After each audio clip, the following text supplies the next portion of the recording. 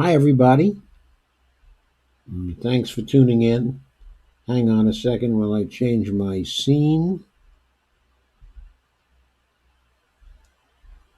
There we are. That should do it in just a second. I hasn't changed quite yet, but should be changing. Hi, Greg. Hi, Cora. Hi, Dale. Hi, Rob and Jimmy Sunderland. And hi, Bonnie. And I have two other people here too, but I haven't seen your names yet. Hey, Devora. Wasn't sure I was going to go on tonight, but Devora told me that I should go on, however briefly. So here I am. So I take it everybody was watching the debates. I was certainly watching for Bernie tonight. I thought he really exploded. He was really strong on everything he talked about. He was great, okay, in Medicare for All. He was great on the corporations and the things we have to do to get them off our backs. He was great on the Green New Deal. He was just great. He was great across the board. It was a tremendous comeback. And of course, everybody was in his corner because of that, okay, because of the comeback aspect of it. But he delivered. He really delivered in spades. And Greg says, by the way, AOC is expected to endorse Bernie really soon. Yes, she has given notice that she has. And in fact, all the rest of the members of the squad have also said that they're going to endorse Bernie. And there's going to be a rally on Saturday. And AOC is going to be at the rally. It's going to be in Brooklyn. So Bernie is going back to Brooklyn, and Ryan Grimm was speculating tonight, okay, and saying that if Bernie could draw 20 to 30,000 in Brooklyn, the combination of Bernie and AOC is probably going to draw 50 to 60,000 in Brooklyn. So, yeah, Rashida. Okay, and Ilhan, and I think Ayanna Presley too. I heard the whole squad has now come to Bernie.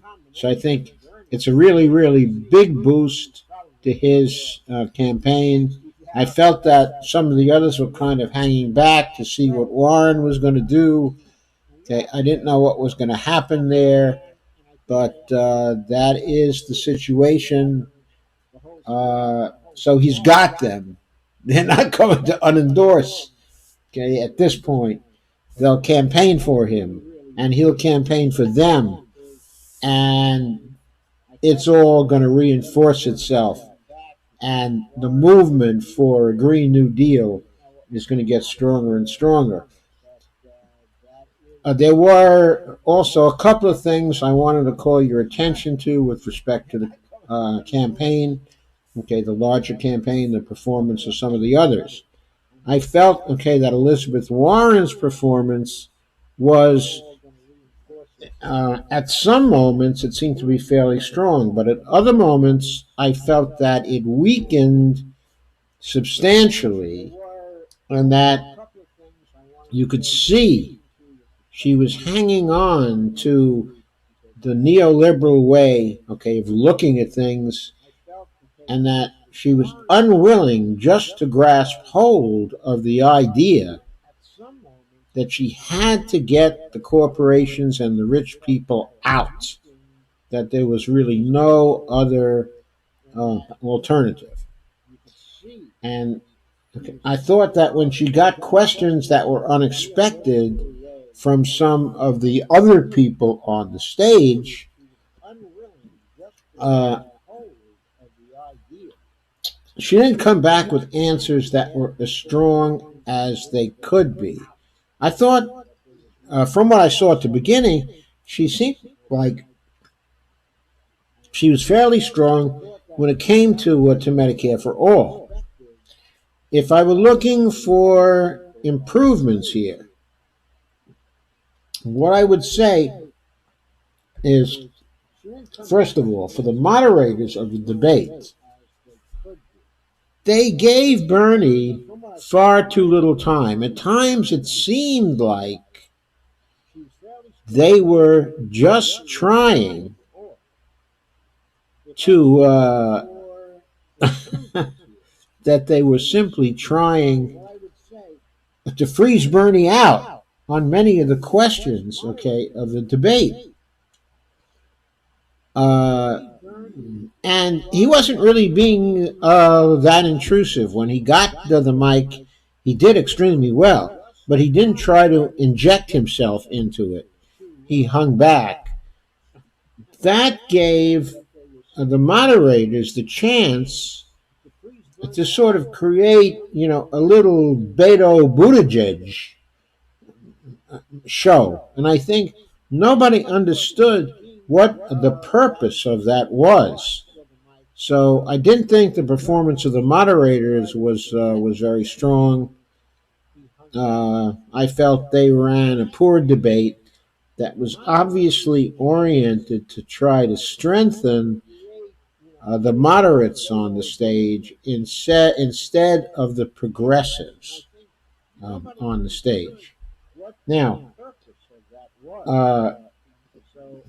if I had to put some negatives, okay, to Bernie's performance, what I'd like him to say, okay, at one point, when somebody comes up with that stupid ploy, Medicare for all is going to cost $32 trillion over 10 years, $3.2 trillion over a single year. I'd like Bernie to reply and to say, well, maybe so, but the system we have now, or the public option piece that you're trying to suggest, that's going to cost $50 trillion over 10 years. It's going to cost the American public $50 trillion. He should say, of course, first of all, I don't think it's going to cost $32 trillion. You're quoting a figure from a conservative think tank that's not exactly objective about this. It's going to cost more like 27 to 28 trillion over 10 years. But you got to keep in mind the present system, or one that's modified with a small modification like the Biden kind of modification or the Harris kind, okay, of modification, or the other choice types, okay, of modifications, are going to keep the extractors of the blood of the American people, are going to keep them in the system.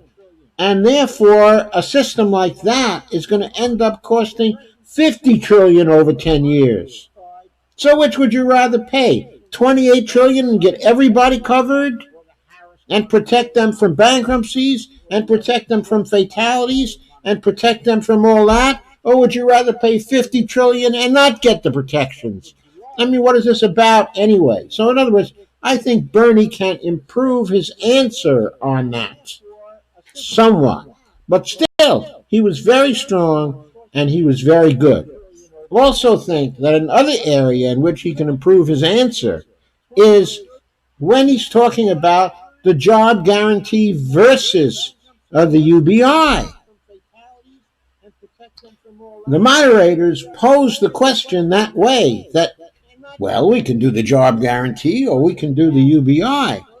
The answer Bernie should have given to that question is to say, hey, we can do the job guarantee and we can do a BI for those who need it.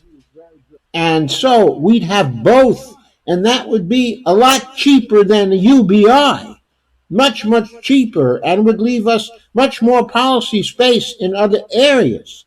He could put in an answer like that and totally cut the legs out of Andrew Yang. And I know Yang would come back and would say, well, if it's not a UBI, if there's a means test for it or stuff like that, there's going to be a new bureaucracy to do the means testing. And the answer to that is no, there's not going to be a new bureaucracy to do the means testing because we're going to use the IRS. If people take too much, if they take a BI and they don't qualify for a BI, we'll take it back at the end of the year in taxes. That's all. So we're not going to have a new bureaucracy. It's not going to be hard to enforce this. It's not going to be a big deal. But we can still have a means test. Okay? It can be a simple means test. That's all. That's all that's necessary. So we can have a job guarantee and we can have a BI. And in addition, we can have great jobs for people. They're not going to be jobs people are not going to like. And the people also, your wife at home, Andrew, can be covered if the local area of the United States makes home care a job under the Job Guarantee Program. It's up to the local governments, after all, under the Job Guarantee Program. It's not up to anybody else. People who need to sit home to take care of people and want to do that will be able to select that, and they'll get a basic income. And they'll also get a basic income, which is a lot more than $1,000 a month. It's going to be at least $2,000 a month and maybe more. And the job guarantee is going to be a lot more than that. So please get off this BI, the UBI kick. The BI will handle the automation problem as well or better. Okay. By the way, I don't know what's going on here. Oh yeah, I do know it. Take it away. Okay. So there was a point where Warren came in on the UBI and criticized Andrew Yang. And she said, the fact is that people have been losing jobs en masse, not because of automation, but because of our trade policies. That's what the data show. And Warren was perfectly right about that. And Bernie should have enforced that. He should have said, look, we all know that in the long run, the automation problem is going to be an increasingly serious problem over the years. Well, guess what? There are a number of ways in which we can handle that problem, including the BI. We can have a BI. We can have a reduced work week so people no longer have to work a 40-hour work week. What about that? How about going down to a 30-hour work week? Okay? But also, the job guarantee will involve the invention of many, many, many new jobs. So let automation come. We're ready for it. We can handle all the automation we need to increase our productivity and still have jobs for people who want jobs. They can still have the freedom of going to work if they want to go to work, and people who would like to stay home to pursue their private pursuits can still stay home and can pursue their private pursuits, because we're going to implement the combination of a JG and the job guarantee. If Bernie could answer in those ways, he would have cleaned up even more.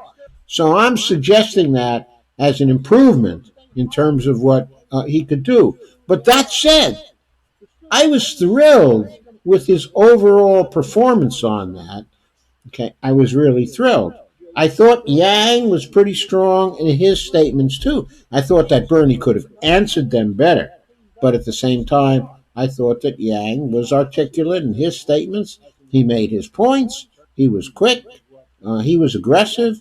He looked a lot better, certainly in this particular debate, than he did in the previous debates. And his fans are going to be ecstatic over his performance, okay, in this particular debate. Moving on to Joe Biden. I mean, Biden was really terrible. He did nothing to dispel the corruption questions that arose as a result of his overall behavior and his son's behavior. Okay, the truth is, Biden was operating in a time where politicians were governed by corruption. And during that period of time, virtually the only one who wasn't was Bernie Sanders. But I will say this for Joe Biden. For a long time, for years and years and years, he rode the train from home to Washington every weekend.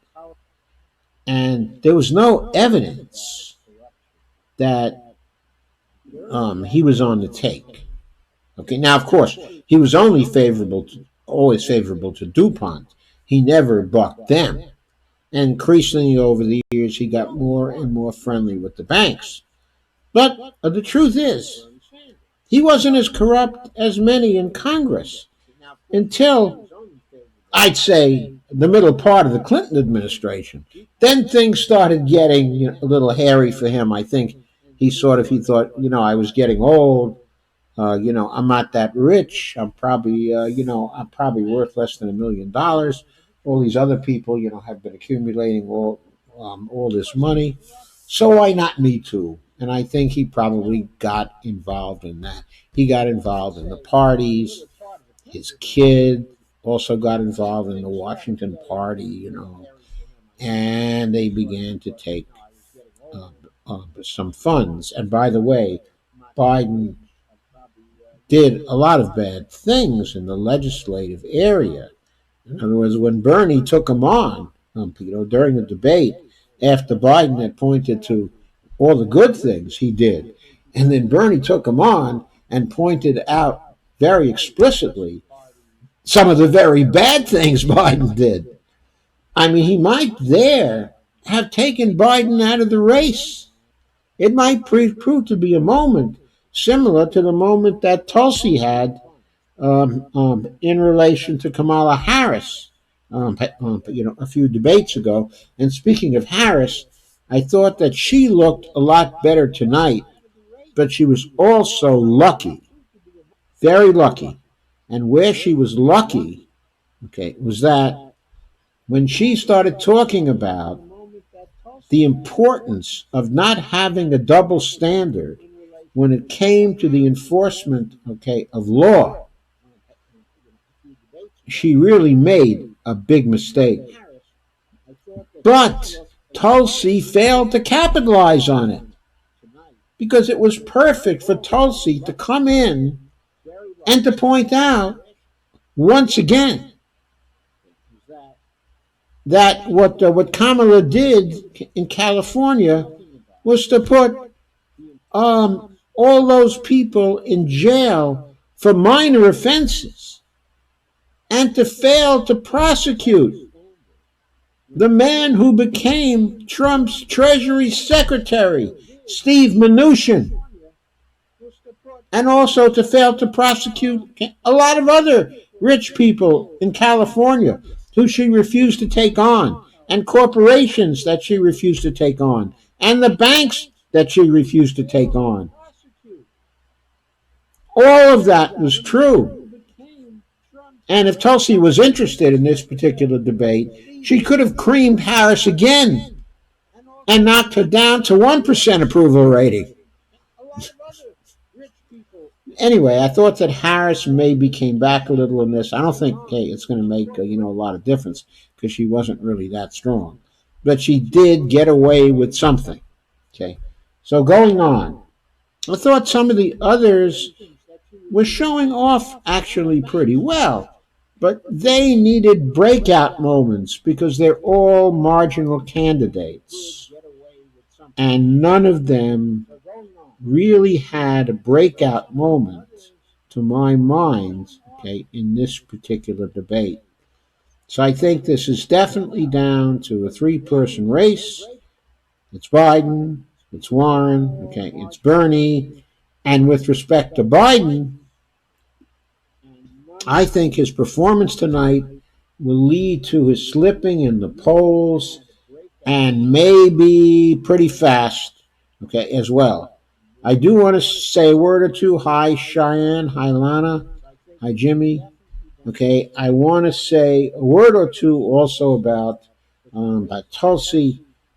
Uh, she disappointed me a little. I thought her statements were good, and of course, her charisma came through. She always has that particular presence. But I hoped that she would be devastating enough tonight to really break through in the polls and get to, just really shoot up and get to maybe 10% or something like that. And I don't think she had that kind of breakthrough. And I thought that that was important because when we're looking down the road, what I think is likely to happen that it's going to become a two-person race at this point. It's going to be Bernie, okay, and it's going to be Warren. And I think that Bernie is ultimately going to win that contest for the nomination. With Warren essentially becoming the choice of the establishment, and Biden probably dropping out soon after the first round, okay, of the primaries. Okay, I don't think that Yang is going to continue to build. I think he'll build somewhat. I mean, he might get to 10%, but I don't think if Tulsi is under 10%, okay, in the polls, okay, and Warren stays in the polls and she's getting 20 to 30%, okay, of the primary votes, even if Bernie wins decisively over her. Okay, I think that what will then happen, okay, is that Bernie will pretty much have to go for Warren as his vice presidential candidate in order to get the support of her supporters for the campaign. That as a unity measure, he will feel that he has to go that way. And I think that that's okay. I'd rather Bernie had a real choice of either Warren or Tulsi or somebody else whose name is not being really kicked around now. We have to see if someone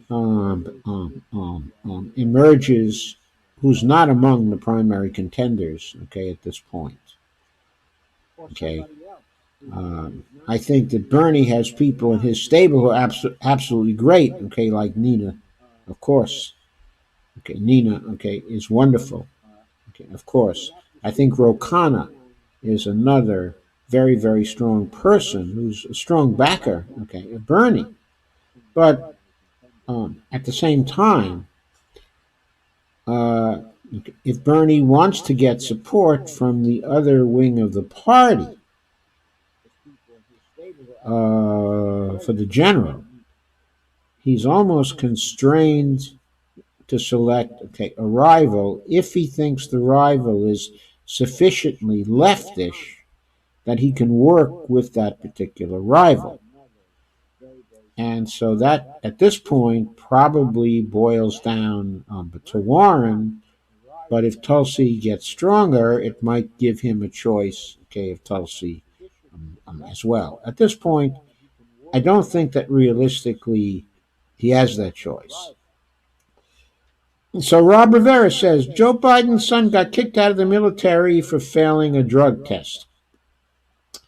He left a crack pipe in a rental car, worked a corrupt energy corporation, worked at a corrupt energy corporation, and just left a Chinese private equity firm.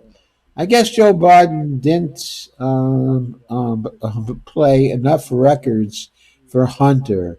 Oh, that was a cruel cut, Rob, a cruel cut. Cheyenne says, okay, another fake debate. Cheyenne also says, third episode of the Liz Warren show. They tried to make it that, but I didn't think it worked out that well for Liz Warren in this particular show. So,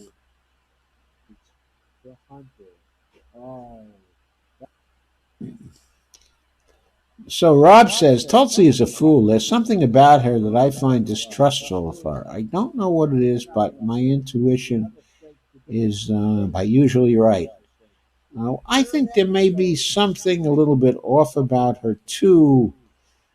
Uh, there's one thing I've observed. Okay, I don't like. Okay, and that is she seems at bottom to be a bit of a fiscal responsibility person,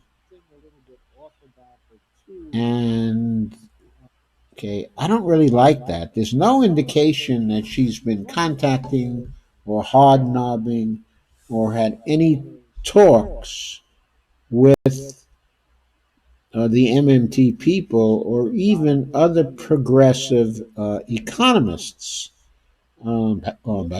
such as those from the Massachusetts School, the University of Massachusetts School.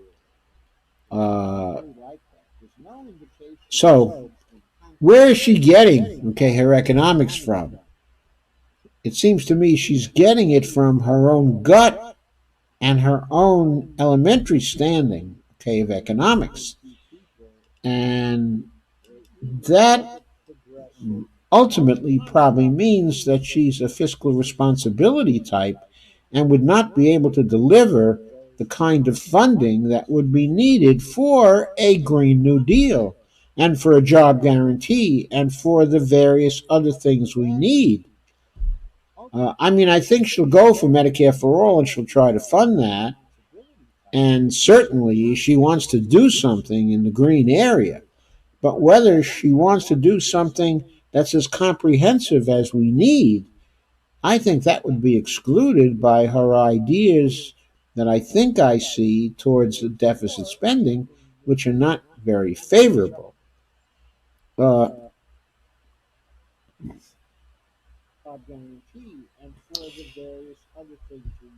so Cheyenne agrees about Tulsi, but she doesn't think that Bernie is going to choose Warren as his VP. Well, maybe not. I hope not, because I think he needs to have a VP who will follow up on his program. But if he thinks the election could be closer, and he thinks he needs to solidify the part of the party that is supporting her, he might be forced to do it. So Margaret Shepard has joined, and Carmen Muniz has also joined. Hi, Carmen. And there are a bunch of new comments. So people, I think, are interested in talking, and I'm certainly interested, in talking.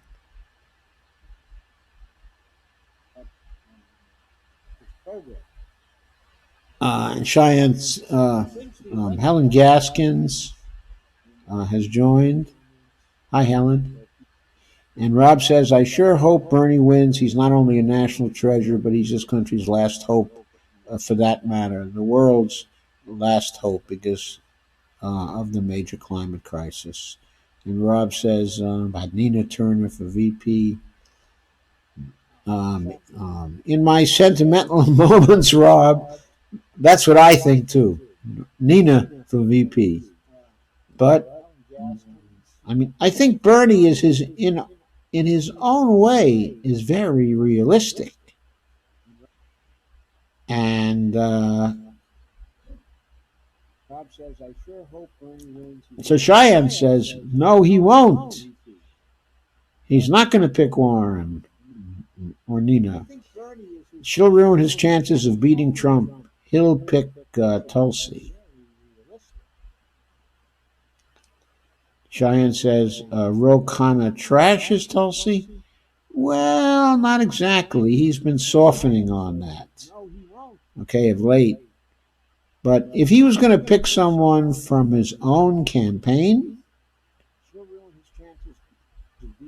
probably for a national ticket, based on his experience, But of course, his gender is wrong. But other than that, the strongest person from a policy point of view uh, is probably Ro Khanna. Okay. I mean, from a policy point of view and from a legacy point of view. Okay, from the point of view that he may be able to make it through only 4 years and that he needs a successor who's going to continue his work. I have no doubt that Ro Khanna would continue his work and would not be compromising with the oligarchy. And he would be tough all the way if he were the president of the United States. Cheyenne points out Tulsi is a fellow at the Sanders Institute. Warren wasn't even invited to join. That's a very good point. And Tulsi is a follow, is a fellow at the Sanders Institute, but I haven't seen her really associate with the other fellows of the Sanders Institute. I think she was appointed as a fellow because of the support she gave Bernie in the 2016 campaign. But I don't know how close to the group she really is. Where Nina, of course, is very close to them, and I think Ro Khanna is too. Cheyenne, I think, correctly says, forget Biden, he's toast. Yeah, tonight might have fully toasted him. I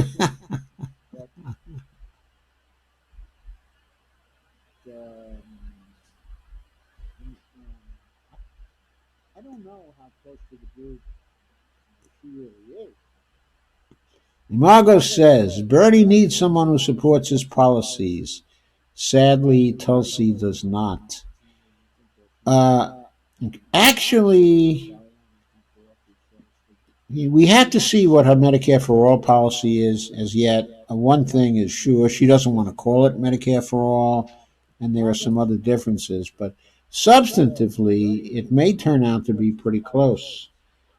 Also, when it comes to foreign policy, I think that Tulsi is probably closer to Bernie's views than any of the other um, the major candidates. In other words, the primary candidates. Cheyenne says, Margot, Bernie knows Liz is a faux aggressive who will weaken the ticket.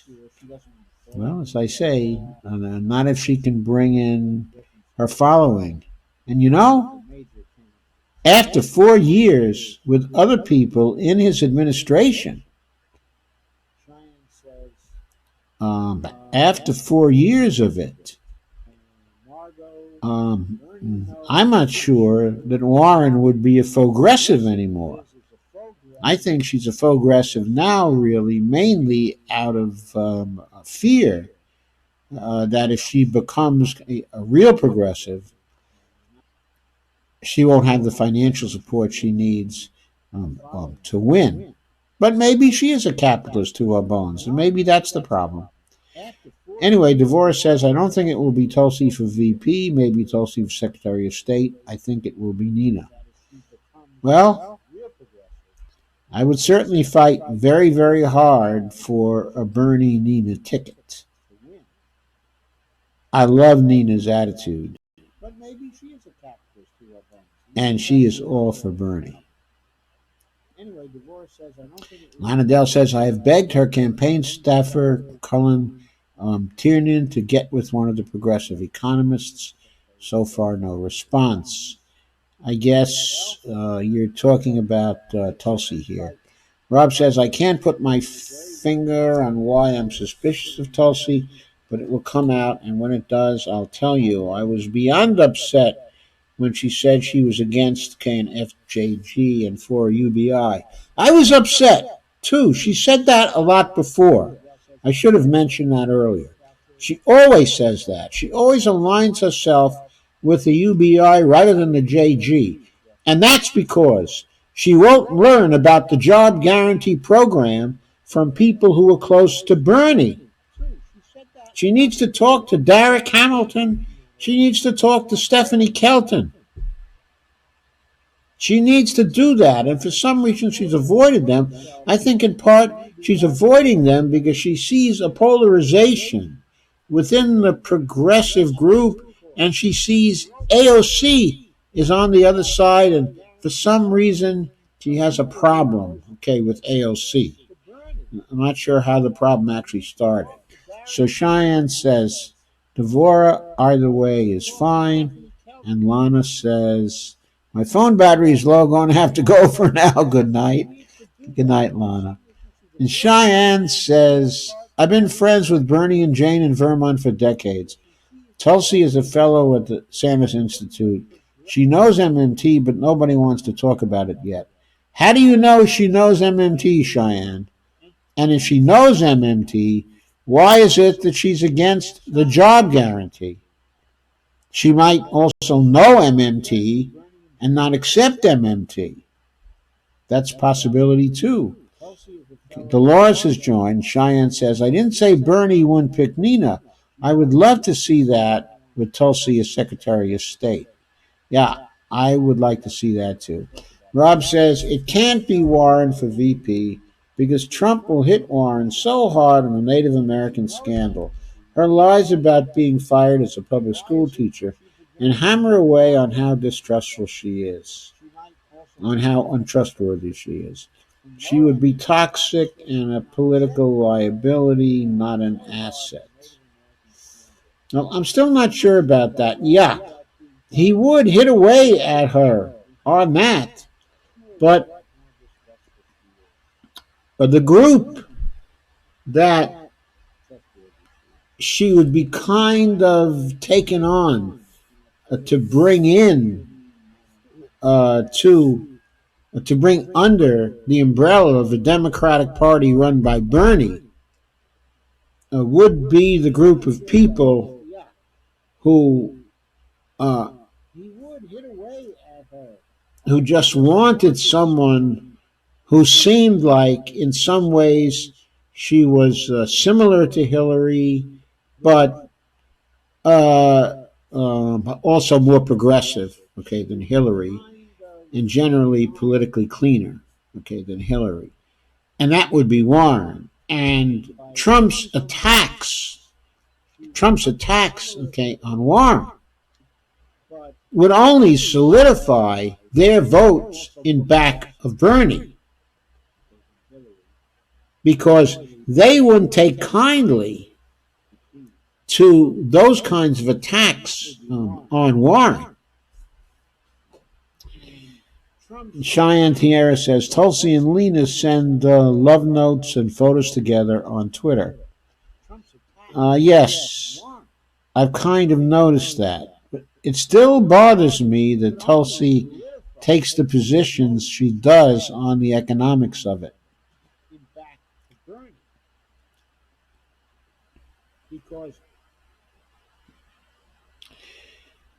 And my daughter points out that Tulsi did sign off on Jaya Pal's bill, and that is promising. And I agree, that is promising.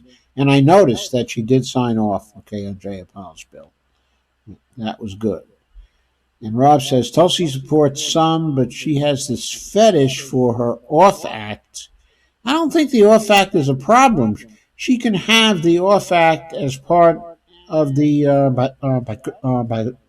the Green New Deal program. I don't think it's a liability for the Green New Deal program.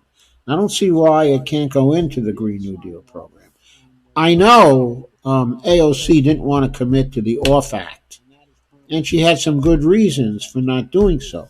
But I still think the off act is not going to hurt anything when it comes to the politics, and it could help. Okay, as far as the UBI, yeah, I don't understand why she has to be for the UBI. I certainly don't think that the threat, okay, of automation costing jobs is that great in the immediate future.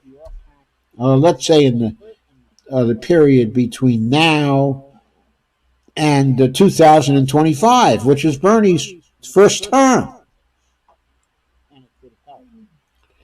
I don't think the threat of automation between now and 2024, 2025 is that great. Rob says, no, I'll pass on her.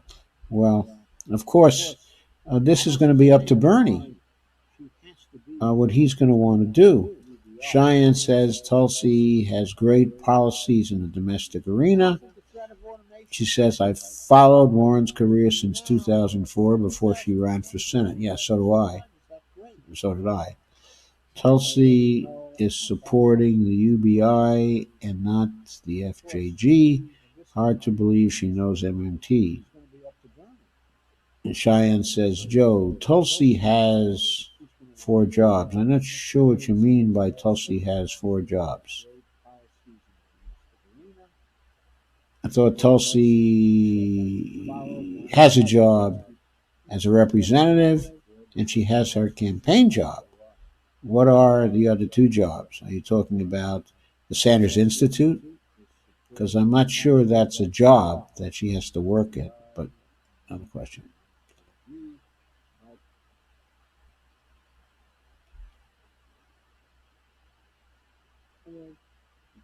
Cora says, I would see Biden picking Warren as VP, actually. Yeah, that's something Biden might do. And if he did that, it would probably strengthen his ticket, but I think Warren's going to be out of the picture. I think Biden, okay, is going to be out of the picture and that we can forget him. In fact, the stronger ticket than Biden and Warren would probably be Warren and Biden. But anyway, so Cheyenne says, because Stephanie and Tulsi are both the Sanders Institute and were at the gathering of the progressive think tank in Vermont in the summer of 2015. Yes, and Tulsi was also at the conference in 2018, in the fall of 2018, okay, the late fall. Tulsi was at the conference that was held by the Sanders Institute. The conference that AOC was at, okay, and but also Naomi Klein, okay, was there. Okay, and I think almost everyone who was important to Bernie was there, and it didn't pass my notice that Tulsi was also there, and that while she was there, she had a meeting with Bernie, which I'm sure was about her run. And it wouldn't surprise me to learn that actually her run was in part in support, okay, of Bernie.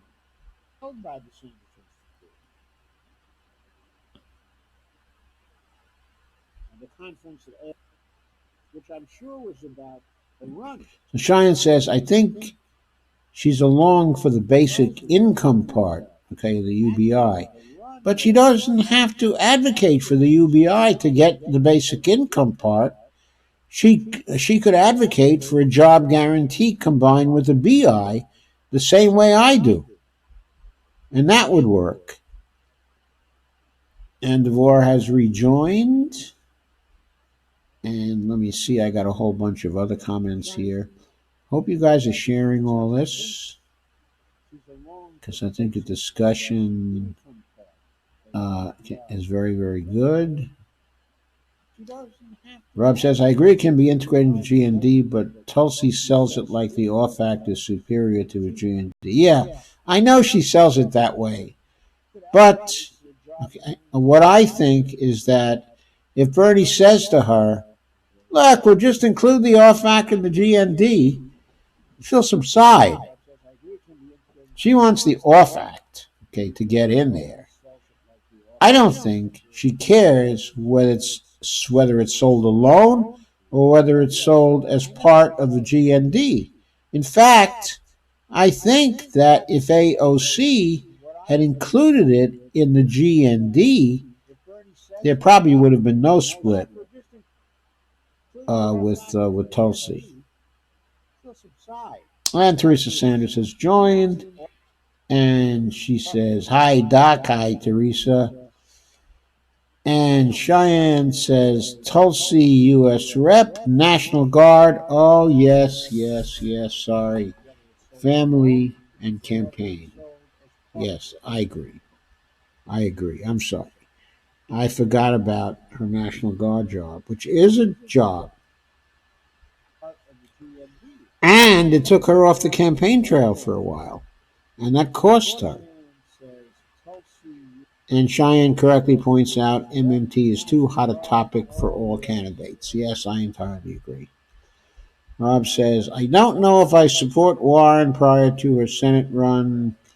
She was a Federalist Society member and was a Republican until 1996. Yeah, I'm concerned about the Federalist Society member stuff. I always thought. And Rob says, I'm extremely cautious of her. She was a known bankruptcy expert lawyer, and she liked the idea of socializing the losses and maintaining the profits in the private sector. But I think she changed about that, Rob. She certainly changed about that. But when it came to bankruptcies, I mean, now she seems really strong on the bankruptcy issue. Cheyenne says, look at Tulsi's videos on these subjects. On which subjects? I've looked at her videos on healthcare. I've looked at her videos on the OFF Act. I think she's very good on those things. I've looked at some videos she's had where she's explained her positions on the UBI. I don't think they're very good. I don't think they're very convincing. I think it reflects the fact that she doesn't know much about the anti positions on the UBI, and she doesn't appear to know anything about the combined position of the UBI and the JG. But I have to say, I thought that Bernie himself was weak on the combined position of the JG combined with the BI.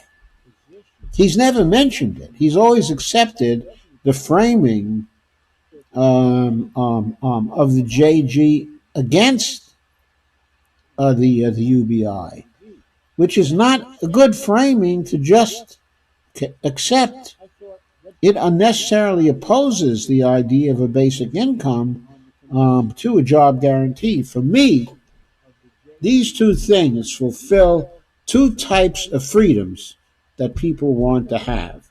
People want to have the freedom to go and work at something useful if they want to do that. And they want to have the freedom to stay home, okay, if they want or need to do that. So they want bills that will fulfill both types of freedom, and the United States is rich enough to provide those freedoms. I think both should be part of the Economic Bill of Rights. Cheyenne says, Warren supports all wars and genocide, okay, in Israel. Yeah, I don't like that about her also, and that's what bothers me about her too in relation to Tulsi. And Cheyenne says, Bernie needs to fire his foreign policy advisor. He's awful. Yeah, he's neoliberal. I know who that foreign policy advisor is, and he is a neoliberal.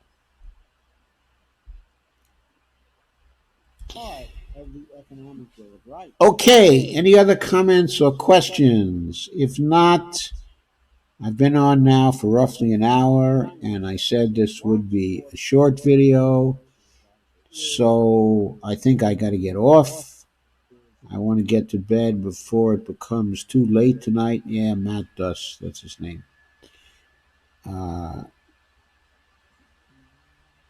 I think I saw him at an Economists for Peace and Security meeting, okay, in D.C., okay, at one point, and I thought he was very confused and very weak and not a good foreign policy advisor for Bernie.